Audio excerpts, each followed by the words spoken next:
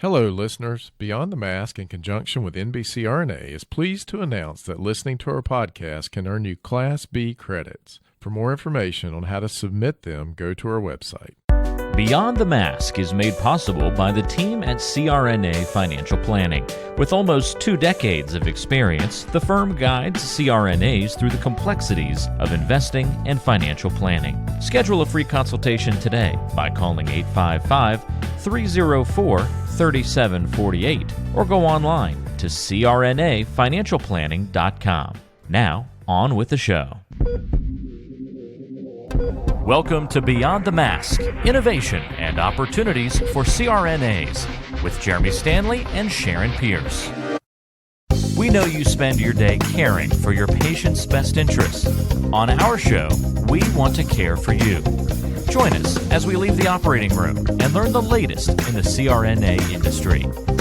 Beyond the Mask starts in 10, 9, 8, 7...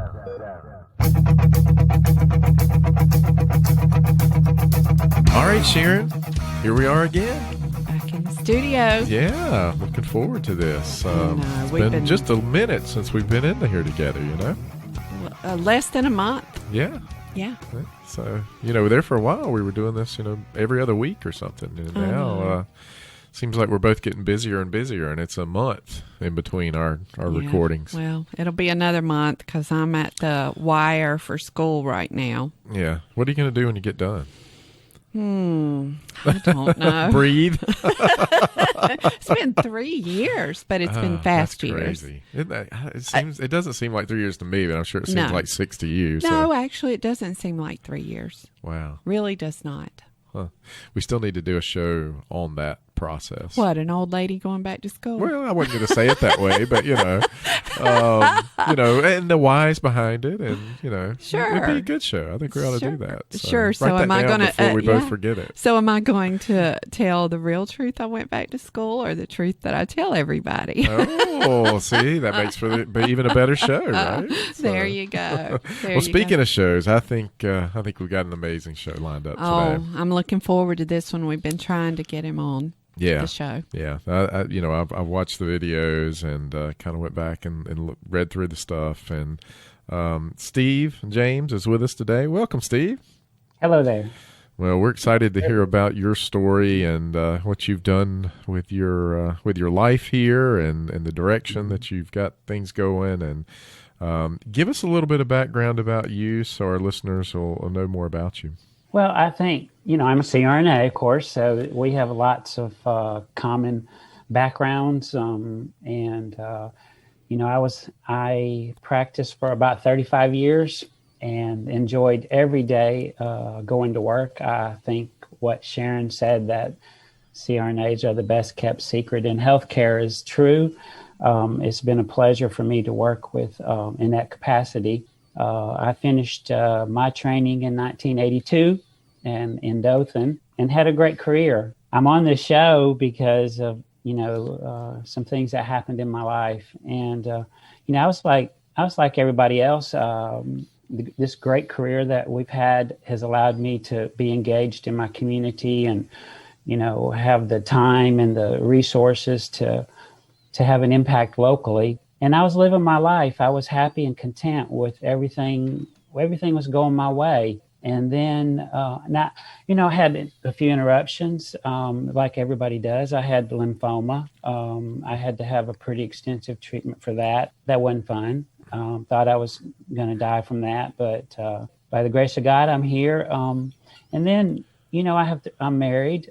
Been married 41 years. I have 3 children. My middle child, Brittany, she started supporting a little boy in Africa back in 1997. When she was 16, she got her first job, and she became pen pals with this little boy named Newton. Of course, she always wanted to go to Kenya, and I thought that was a really bad idea. I thought a lion or something like that would get her while she was there. So we went to Europe instead. But, 3 days after 9/11, I was going to California for a family reunion. and barely got on a plane because nobody was flying 3 days after 9/11. Remember A that, couple yeah. days after. But I made it out there, and my wife had already arrived, and nobody showed up for the family reunion. So we had a good time. And then that day I was crossing the Golden Gate Bridge. We'd finished our day in San Francisco. And I looked down, my phone was turned off, and I'd missed 26 phone calls. Oh, wow. So call home, call home, call home. And when I called, everybody was crying, and nobody really could say what happened. And as I was driving across the bridge, they told me that my daughter had been found dead in her college apartment. And, I pulled over. My wife went into a coma. She looked like she'd had ketamine or something, and I don't remember much that weekend. We made it home. We couldn't get a flight that day, but we finally made it home the next day. And, it just wrecks your world. It just turns it inside out. And the grief was really hard. And somebody said I should do something Brittany wanted to do. She never got to meet that boy. So Daddy planned a trip to Kenya, and I went in 2002. My life was changed. So what year did Brittany pass? Remind me again. She died in 3 days after 9/11, Okay, 2011. 9/11. Okay. On And September so- 14th. So you went the next year. Yeah, I planned a trip a year later on around that same time, to honor her life and meet him. And I got interested on the internet. I thought, why not give some anesthesia while I'm in Kenya? I was just going to see the boy. And I hooked up with a little hospital. At the time it was a 14-hour drive from Nairobi on really bad roads. So I went early. He described his environment and how difficult it was and how resource poor they were. And so I started collecting medical equipment at my hospital here in Coleman and sent a container full and coordinated my trip and went and worked in the OR. And, I could write a book about that day's experience. But it changed my life. It connected me with the little boy.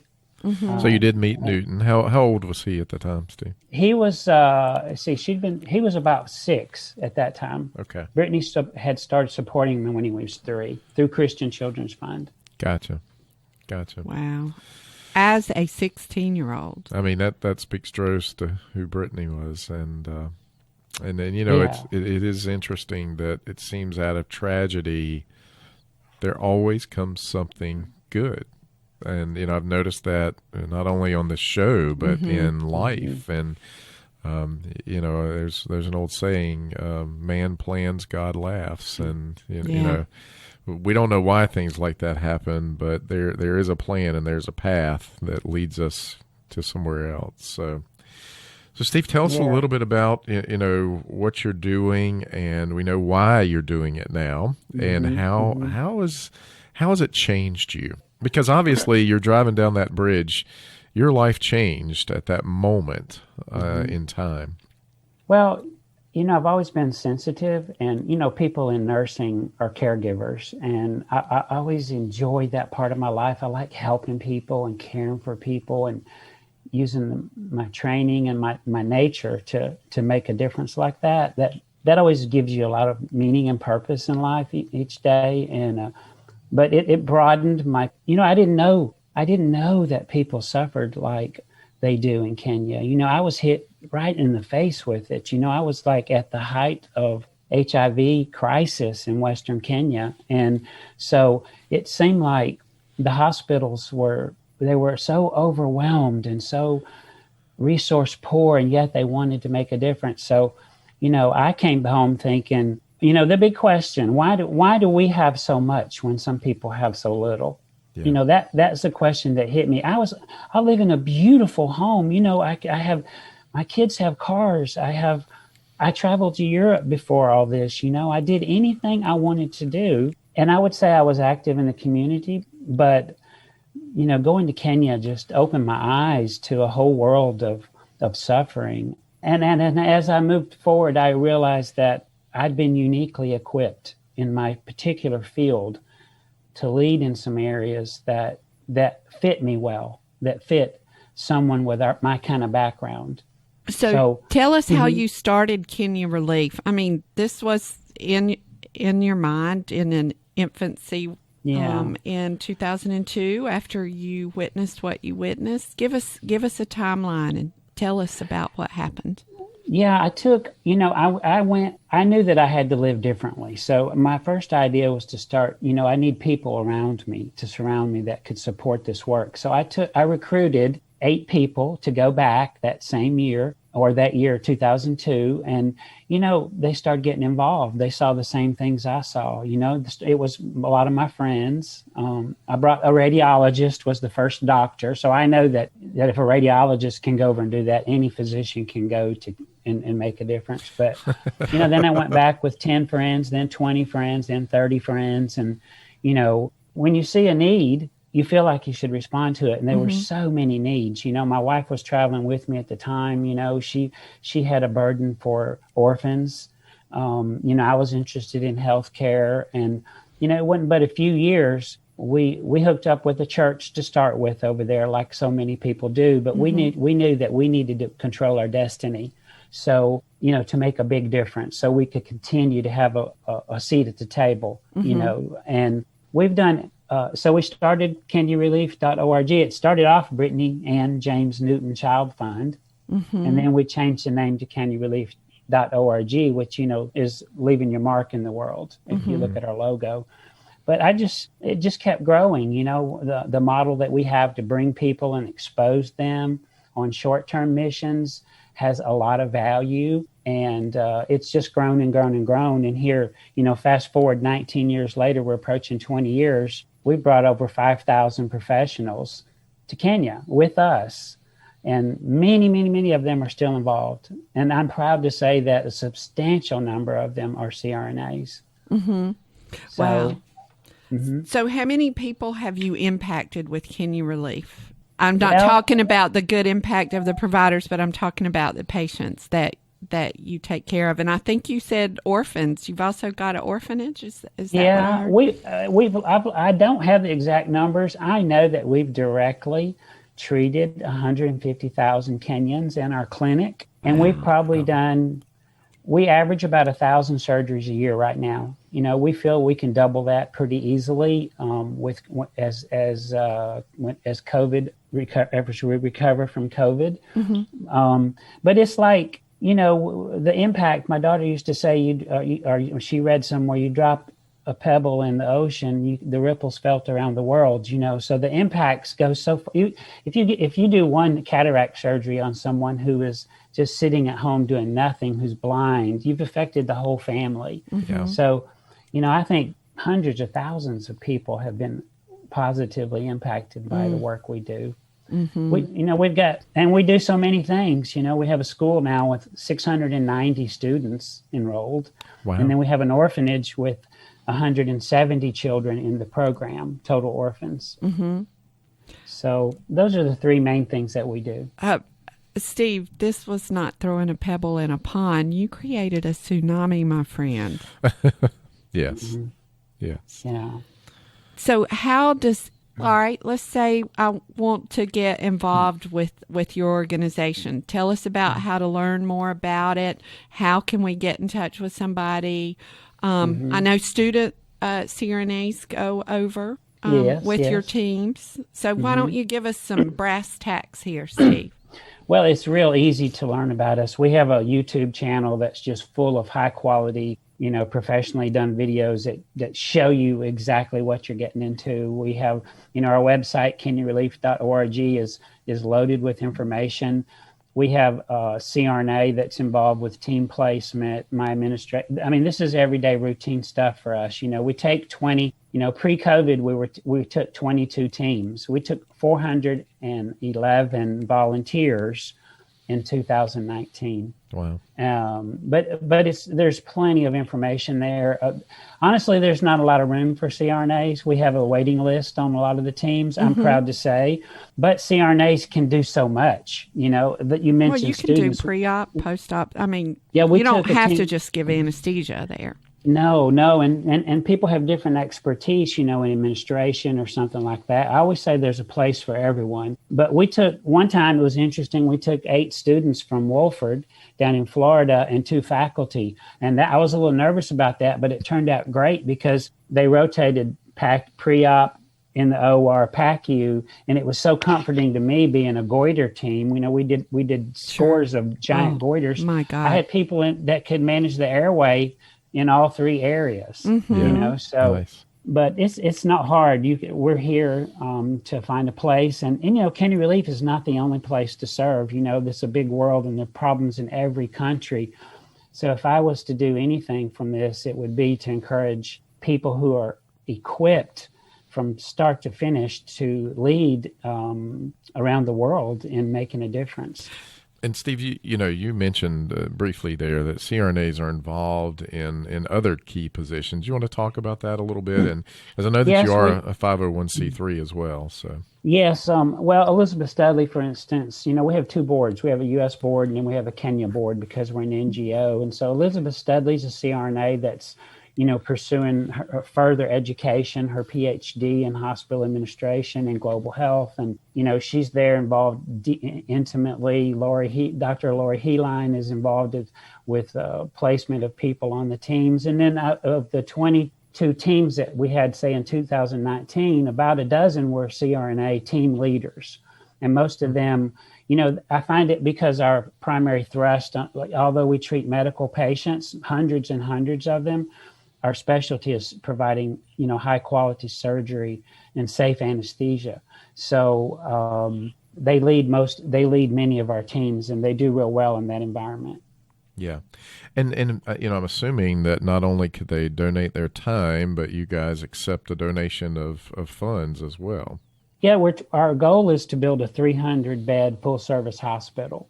And right now we're more like an outpatient surgery center that pushes the envelope a bit. You know, we do I wouldn't say high risk. We don't do high risk patients, but we do fairly high risk surgery. You know, a goiter can be as big as a cantaloupe or a watermelon. And we have a lot of really high quality surgeons from the AAES and from the ENT world that come, and quite well known for what we do with thyroid and surgery over there. Steve, do they have many surgeons in Kenya that are in place in the area that you're in, or are you guys pretty much it? Well, you know, let me say this. I have the highest respect for healthcare providers in Kenya. They do a great job. They're so resourceful and dedicated, and they just need some help. You know, the number of healthcare providers there, the ratio is very low.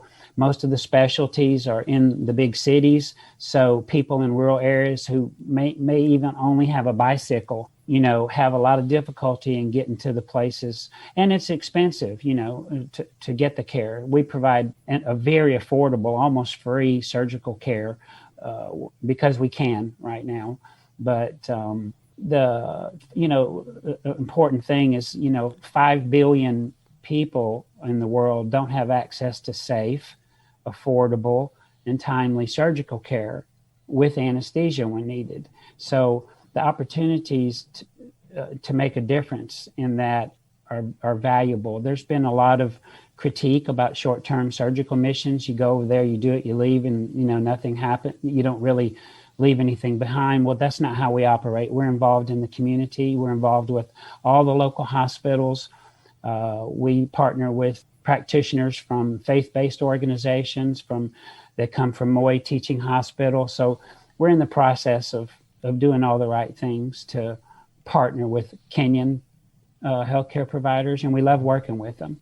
Now, are there CRNAs or our equivalent in Kenya? They are called CRNAs. There is an American out of Vanderbilt that started a new program. It's not really new, at Kajabi Hospital, and their goal is to increase the numbers. I've worked with many CRNAs from Kenya. I find them to be clever, resourceful, and hardworking. We learn from them, and they learn from us. At this point, maybe some of their backgrounds were not as academically strong as what ours are, but clinically, I find some of them to be the best that I've worked with. Oh, well, I would not be surprised at all, especially as resourceful as I'm sure that they have to be. Yeah. I'm surprised you haven't started an anesthesia school, Steve. I mean, Well, I'm just not. I'm just so surprised you've got making, this huge list. It's making me think about, I've got one CRNA and her husband decided to be a missionary, and she's gone along with him, and they're in Africa. They're not in Kenya, but she was alluding to me to the fact of the lack of anesthesia drugs, and how often she's using ketamine. Sure. And is it pretty much the same there, Steve? I mean, do you have access to drugs, or how does that work? Kenya's made huge progress in the last 10 years. There's an organization that keeps broadening their formulary. We can buy most drugs in Kenya now that we used to have to take with us, Okay.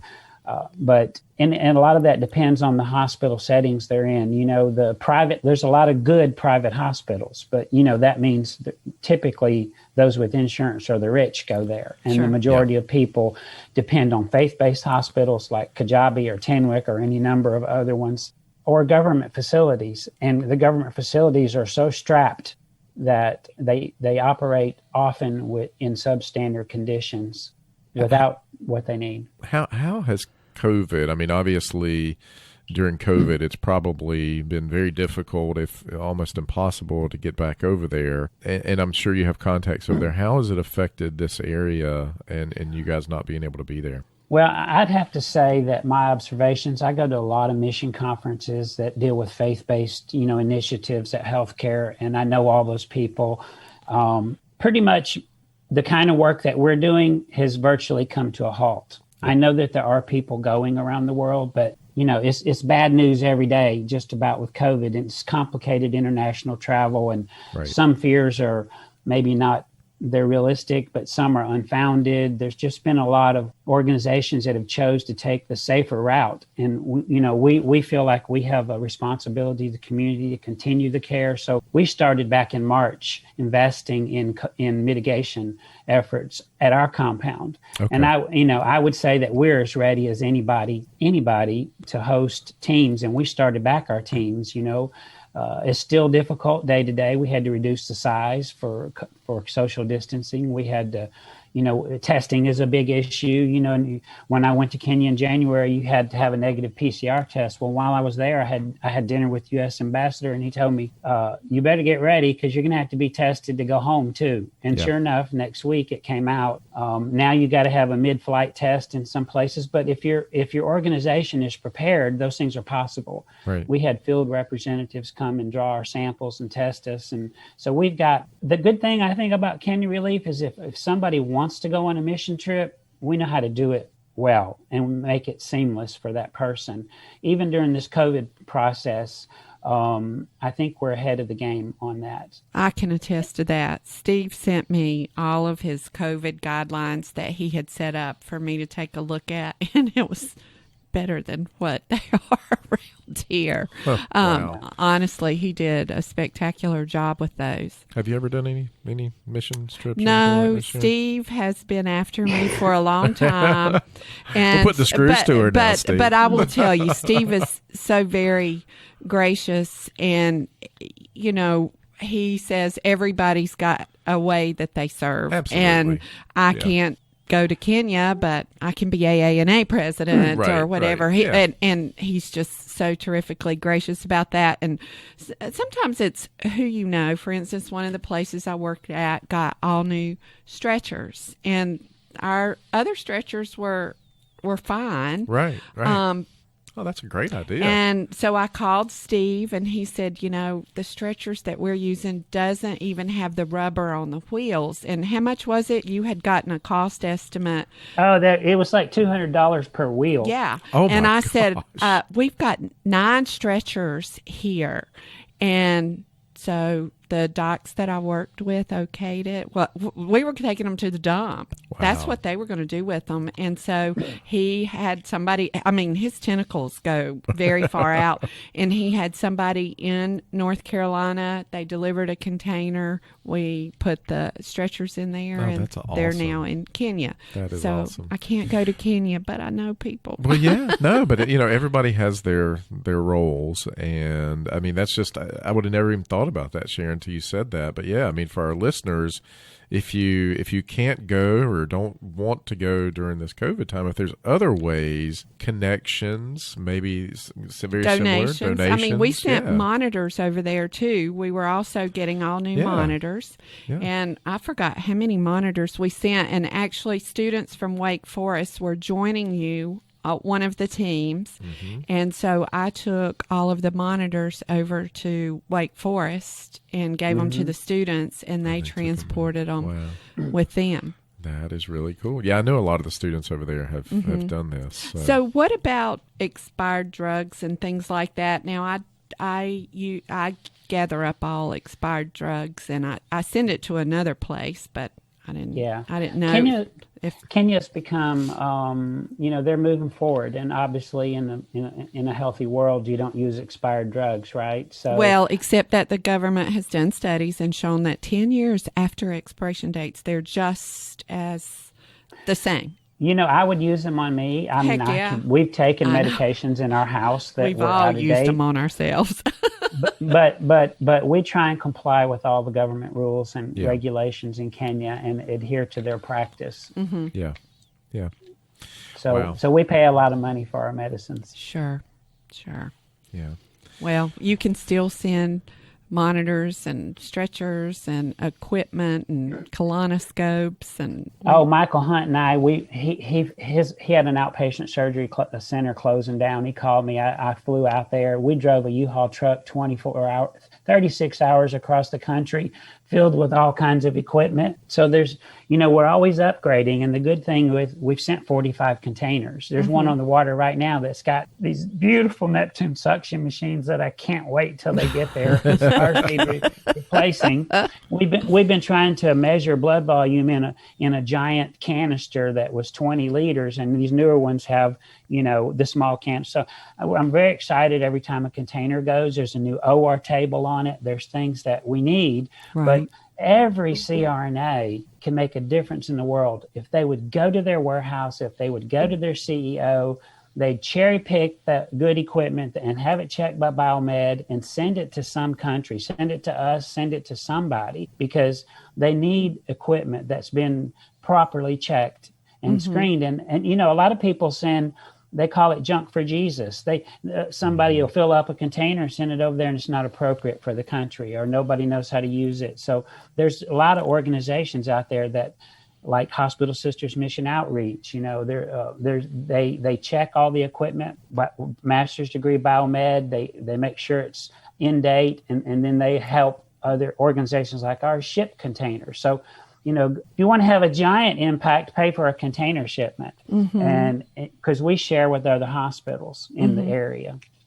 Hey, Steve, I'm gonna kind of bring this to full circle here, I think, because I hear the enthusiasm, I hear the passion in your voice, and and I know that this all started out of a tragedy and the loss of Brittany.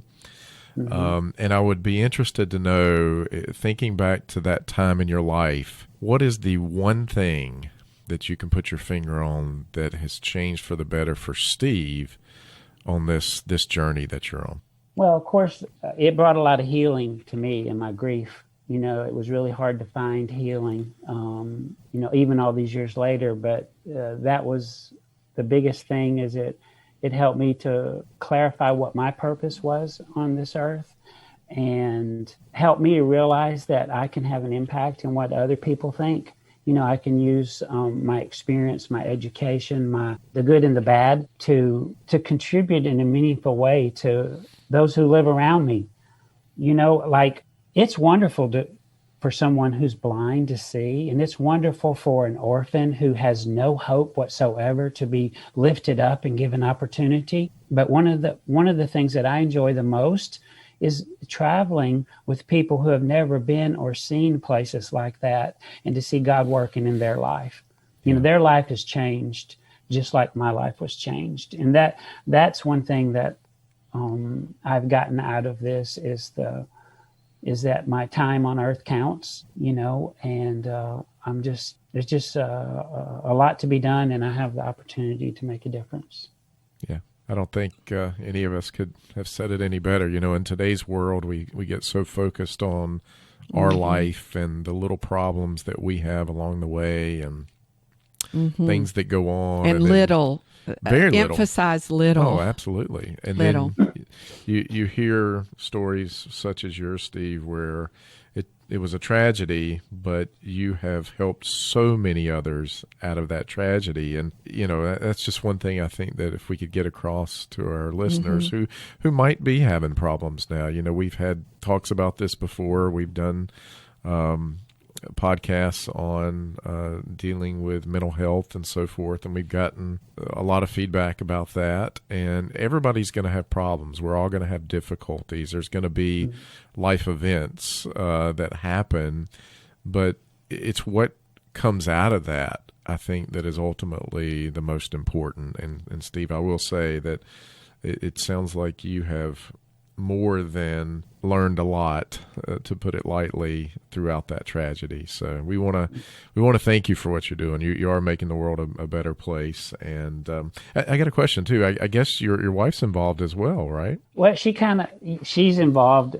She helped. Like I've listened to 20 of your podcasts, and I've gotten so much out of it in the last week. And thank you, Steve. I can't wait to read Simon Sinwick's books, and yes. And I have such a high respect for everybody that you've hosted, and I've learned about them. And when you learn about a person, you see the value in that person that maybe you didn't see before. But yep. What was your question? He doesn't even remember now. Oh gosh, I don't remember. What did I say now? I know. Every time Steve talks, you just I know. get I just kind of fell into what he was. I know. Where he was I've going, got a question.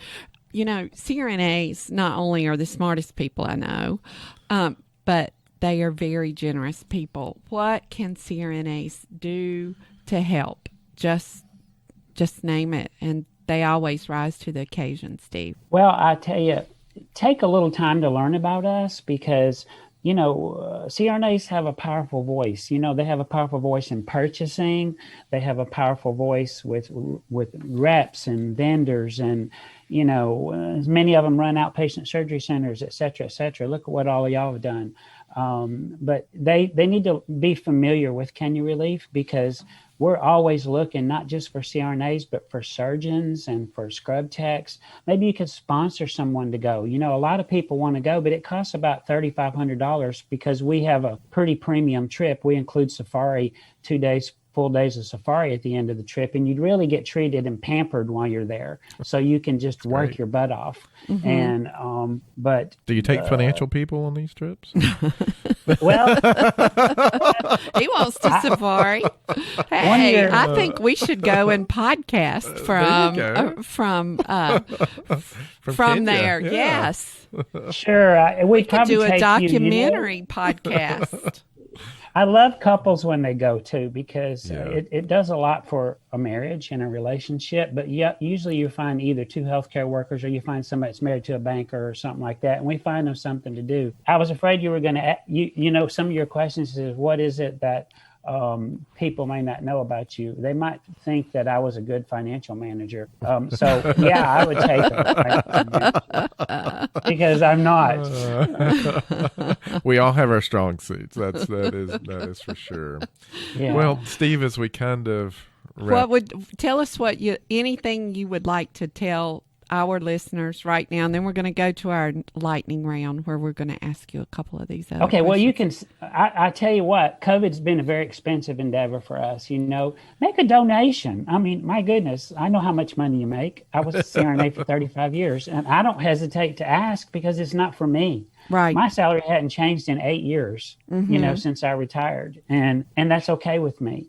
But make a donation to Can You Relief, and you're going to support a CRNA-centric. I think I invented that word. Is that possible? I love it. We have a CRNA-centric group. It doesn't mean we don't take anesthesiologists, because we do. Well, they can work. I know a few that do. Yeah. They usually get in a room. They put them in a room. So, but I don't know. Get involved somewhere, keeping up with the AANA and all the difficulties y'all have had over the decades, from in the organization, keeping it sound and fit. There's young people that have different ways of doing things. Y'all are reaching out to them. Help them to get involved. The AANA should encourage global health initiatives. Mm-hmm. That's one thing I would like to see, is there should be more movement. And I've read about the IFNA. I've read about the G4 Alliance. I have the highest respect for the people that are doing those kind of things. I'm sorry I wasn't involved in them. Mm-hmm. I've just been in the trenches. Well, working. I believe that you've been busy, Steve. So Yeah. you can give yourself a bye. It's okay. Yeah. I think we need one more hour, but go ahead. Yes. All right. So we're going to start doing something called the lightning round, where we ask people, because people love to know about our guests, not just about their topic, but to know about them. So when you feel fear, what do you do first, Steve? Well, when I'm in my right mind, I've started my day well, I say, Jesus, help me, because I get overwhelmed sometimes every day. And so I have to call on a higher being. Or I ask I'm learning as a leader that I need to use my friends around me better. So I ask for help. When I have fear. I should have had you as one of my prayer warriors. Whenever I was AANA president, I had a group of people that I would text that I called my prayer warriors, and I would text them and say, okay, I'm getting ready to go into an important meeting, and I want you guys to pray for me right now. And if I would have known you then, you would have been on that texting list. I tell all of my prayer warriors, it's a long distance call for me, but for you all, it's a local call. Y'all got a better line than I do. Yeah, they prayed me through my open heart surgery. Yes, well, honey, I was on that list, baby. I was praying too.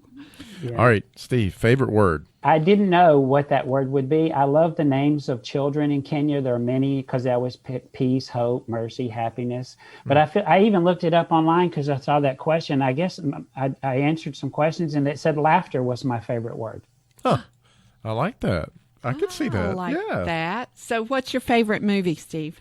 Last of the Mohicans. Oh, my God. And do you not just love that soundtrack? I played that. And when that crescendo.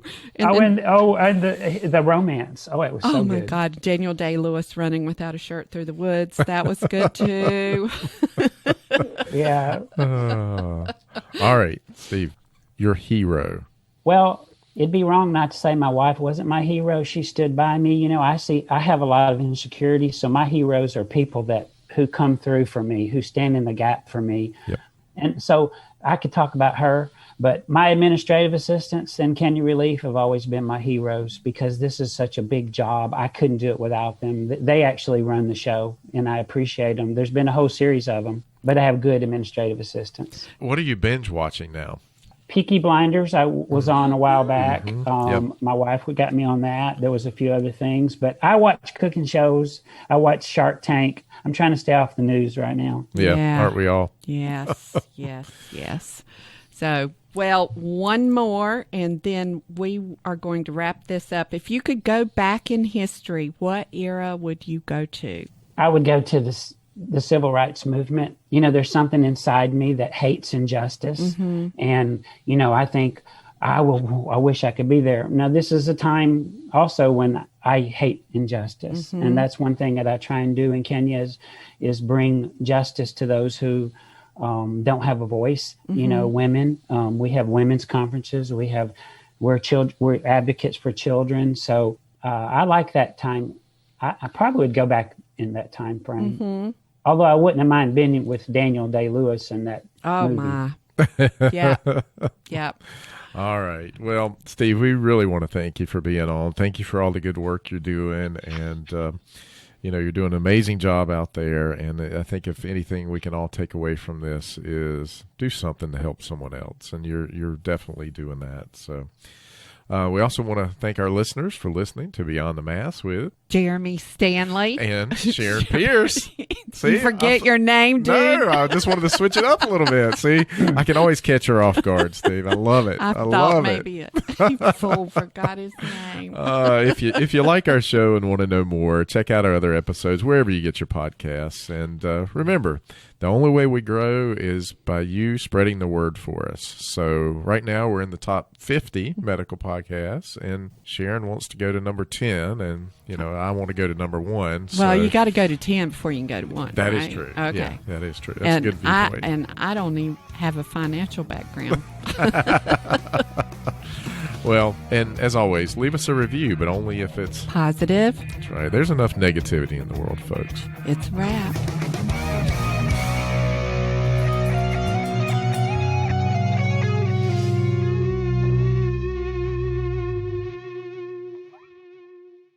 Today's show was made possible by the folks at CRNA Financial Planning, an independent consulting firm that offers financial planning services exclusively to CRNAs and their families. From planning for a child's future college expenses to building a predictable income stream in retirement, the firm is committed to offering you comprehensive financial services, customized to fit your unique needs and objectives. If you have questions about your financial future, get them answered. Call the team at 855-304-3748. That's 855-304-3748. Or go online to crnafinancialplanning.com. And thanks for your support of Beyond the Mask.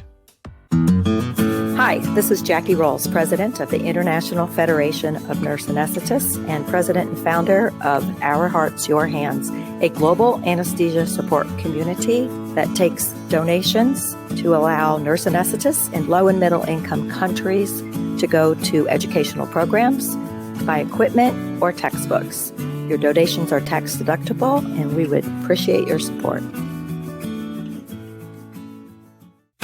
OSA EMR is a free anesthesia EMR developed by CRNAs that you can download and use on an iPad.